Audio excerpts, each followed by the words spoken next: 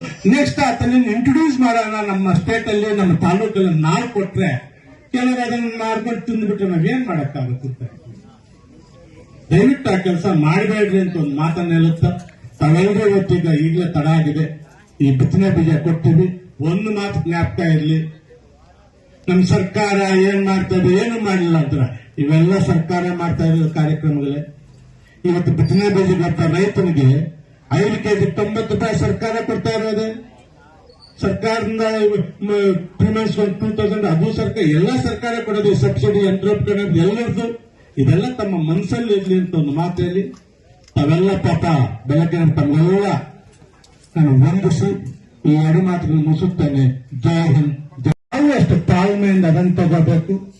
ಮತ್ತೆ ಒಂದು ಈ ರಾಗಿ ಇರ್ಬೋದು ಇಂತಹದಕ್ಕೆ ಬೆಂಬಲ ಬೆಲೆ ಕೊಡ್ತೀವಿ ನಾವು. ಈ ಸಲ ಹೆಚ್ಚು ಕಮ್ಮಿ ರಾಗಿಗೆ 5200 ರೂಪಾಯಿ.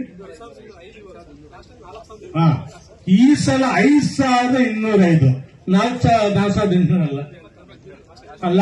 ಲಾಸ್ಟ್ ಇಯರ್ 4800 ಇದ್ದಿತ್ತು. ನಮ್ಮ ರೈತರು ಏನ್ ಮಾಡ್ತಾರೆ, ಯಾರ ದಲ್ಲಾಳಿಗಳು ಬೆಳೆದ ತಕ್ಷಣ ಬರ್ತಾರೆ, 2,000 ರೂಪಾಯಿಗೆಲ್ಲ ಕೊಟ್ಬಿಡ್ತಾರೆ, ಯಾವತ್ತೂ ದುಡ್ಡು ಸಿಗುತ್ತೆ ಅಂತ. ಈ ಕೆಲವು ದಲ್ಲಾಳಿಗಳು ಅದೇ ಬಿಸ್ನೆಸ್ ಆಗಿದೆ. ಅಂದ್ರೆ ಅವ್ರ ಮಾರ್ಕೆಟಿಂಗ್ ಏಜೆನ್ಸಿ ತರ ಇದ್ದಾರೆ.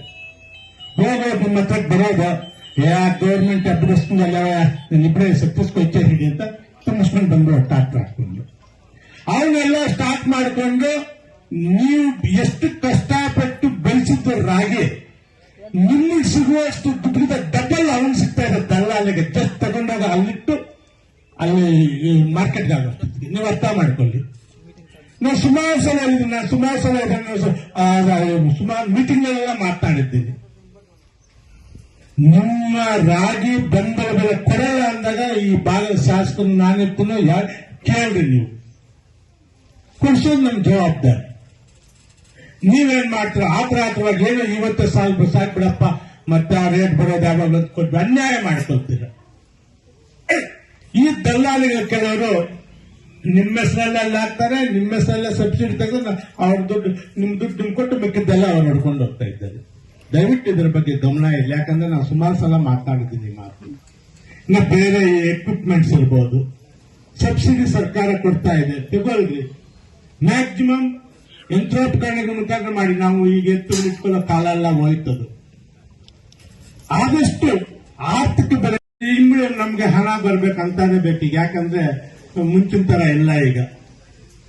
ಆದಷ್ಟು ಆರ್ಥಿಕ ಬೆಲೆಗಳನ್ನು ಬಂದ್ರೆ ಒಳ್ಳೆಯದು ಅಂತ ನನ್ನ ಅಭಿಪ್ರಾಯ. ಹಾಗೆ ನಮ್ಮ ತಾಲೂಕಿನ ಮತ್ತು ನಮ್ಮ ಜಿಲ್ಲೆಯ ಅಧಿಕಾರಿಗಳು ಖಂಡಿತವಾಗ್ಲೂ ನಿಮಗೆ ಯಾವುದೇ ಒಂದು ಕೆಲಸದಲ್ಲಿ ನಿಮ್ಗೆ ಸಹಾಯವಾಗುತ್ತಾರೆ. ಅವರೇನಾದ್ರೂ ನಿಮ್ಗೆ ಸ್ಪಂದಿಸಲಿಲ್ಲ ಅಂದ್ರೆ ಖಂಡಿತವಾಗ್ಲೂ ಬುಧವಾರ ಅಂತೂ ಬಾಗೇಪಲ್ಲಿ ಇದ್ದೇ ಇರ್ತೀನಿ, ಗುಡಿಬಂಡಿಗೂ ಬರ್ತಾ ಇದ್ದೀನಿ. ಯಾರಾದ್ರೂ ನೀವು ಯಾರ ಮುಖಂಡರು ಸೇರೋಣ ಇಂತ ನಮಗೆ ಅಗ್ರಿಕಲ್ಚರ್ ಡಿಪಾರ್ಟ್ಮೆಂಟ್ ಈ ಪ್ರಾಬ್ಲಮ್ ಆಗುತ್ತೆ ಅಂದ್ರೆ ನಿಮ್ಮನ್ನು ಕರೆಸಿ, ಅವ್ರನ್ನ ನಮ್ಮ ಅಧಿಕಾರಿನ ಕರೆಸಿ ಆ ಕೆಲಸ ಮಾಡಿಸ್ಕೊಡೋ ಜವಾಬ್ದಾರಿ ನಂದು. ಆದ್ದರಿಂದ ನಾನೇನು ಇವತ್ತು ಕ್ಷಮಿಸಿ ಸ್ವಲ್ಪ ತಡ ಆಯ್ತು, ಅವಳ್ಕೊಂಡು ದೇವಸ್ಥಾನಕ್ಕೆ ಹೋದೆ. ನಾನೇನು ಜಾಸ್ತಿ ಮಾತನಾಡಕ್ಕೆ ಹೋಗಲ್ಲ.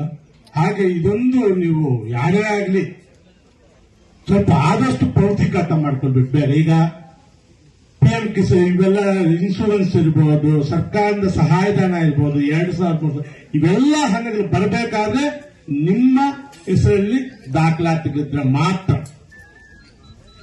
ಈಗ ಹಾಗೆ ಇನ್ನೊಂದು ಕೆಲವರು ಏನ್ ಮಾಡ್ತಾರೆ, ಸರ್ಕಾರನ ಸಿಕ್ಕುತ್ತೆ ಅಂತ ಸ್ವಲ್ಪ ಬೇಜಾರು. ದಯವಿಟ್ಟು ಅಂತ ಬೇಡ. ಯಾಕೆ ಮಾತಾಡ್ತೀನಿ ಅಂದ್ರೆ ಗುಡ್ಬಂಡೆಯಲ್ಲ, ಬಾಗೇಪಲ್ಲಿಯಲ್ಲಿ ಈ ಹೊಸದಾಗಿ ಒಂದು ತಳಿ ಬಂದಿತ್ತು, ಅದು ನೆಲಗಡ್ಲೆ. ನಾವು ಯಾವುದೋ ಒಂದು ಹಳ್ಳಿ ಕೊಟ್ವಿ.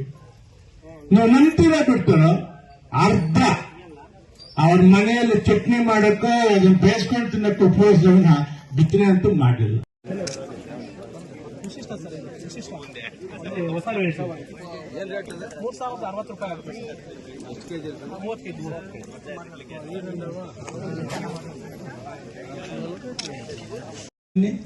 ಖಂಡಿತವಾಗ್ಲೂ ಅವ್ರನ್ನೂ ಕೂರಿಸ್ಕೊಂಡು ಕೊಡಿಸೋ ಆ ಕೆಲಸ ಮಾಡೋಂತ ನಾನು ನೋಡ್ಕೊಳ್ತೀನಿ.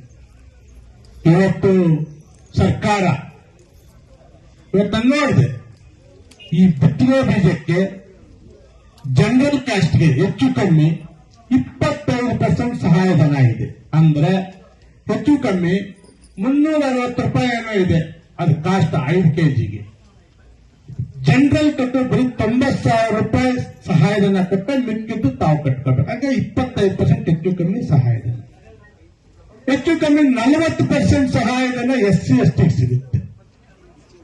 ಅಂದ್ರೆ 360 ರೂಪಾಯಿ ಇರೋದನ್ನು 135 ರೂಪಾಯಿ ಸರ್ಕಾರ ಸಹಾಯಧನ 5 ಕೆಜಿ ಕೊಡುತ್ತೆ. ತಾವಂತ ತಗೋಬೇಕು. ಈಗ ನಿಮ್ಗೆ ಏನೇ ಒಂದು ಬಿತ್ತನೆ ಬೀಜ ನಿಮ್ಗೆಲ್ರೂ ಸರ್ಕಾರನ ಕೊಡಿಸೋದು ನಂದು ನಮ್ಮ ಅಧಿಕಾರಿಗಳ ಜವಾಬ್ದಾರಿ. ನೀವು ಅಷ್ಟೇ ಸ್ವಲ್ಪ ತಾಳ್ಮೆ ಇರಲಿ. ನಾನು ನೋಡ್ತಾ ಇರ್ತೀನಿ ಫರ್ಟಿಲೈಸರ್ಸ್ 100% ನಿಮಗೆ ಕೊಡ್ತೀವಿ. ಎಲ್ಲಿ ಸಿಗಲ್ವೋ ಎಲ್ಲ ಟಿವಿಗಳಲ್ಲಿ ನೋಡ್ತಾರೆ, ಅಲ್ಲೋ ಕ್ಯೂ ಅಂತ ಇಲ್ಲಿ ಕ್ಯೂ ಅಂತ ವಾರ ಆಗ್ತಾ ಇದೆ ಅಂತ ನಮ್ಗೆ ಸಿಗಲ್ಲ. ಒಬ್ಬರ ಮೇಲೆ ಒಬ್ರು ಬಿಡ್ತೀರ. ಆ ಕ್ಯೂ ನೋಡ್ಬೇಕು 1.5 ಕಿಲೋಮೀಟರ್ 2 ಕಿಲೋಮೀಟರ್ ಇರುತ್ತೆ.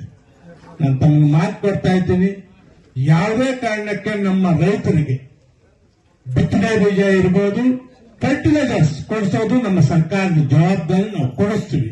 ಸ್ವಲ್ಪ ಹೆಚ್ಚು ಕಮ್ಮಿ ಆಗ್ಬಹುದು ಇವತ್ತ ನಾನು ಸಿಕ್ಕಿಲ್ಲ. ಆದ್ರೆ ಆ ನೂಕು ಮಾಡ್ಕೊಂಡು ಪಾಪ ನೋಡ್ತೀನಿ, ಎಷ್ಟೋ ಜನ ಹೆಣ್ಮಕ್ಳು ಕೂಡ ಕ್ಯೂನಲ್ಲಿ ಅಂತ ನಿಂತಿರ್ತಾರೆ. ಪಾಪ ನನಗೆ ಏನು ಅನ್ಸುತ್ತೆ, ಎಲ್ಲಾದ್ರೂ ನೋಡ್ಕೊಂಡು ಹೋಗ್ತಾ ಇರ್ತಾರೆ. ದಯವಿಟ್ಟು ಅದಂತ ಪರಿಸ್ಥಿತಿಯನ್ನು ನಮಗ್ ಬಂದಿಲ್ಲ.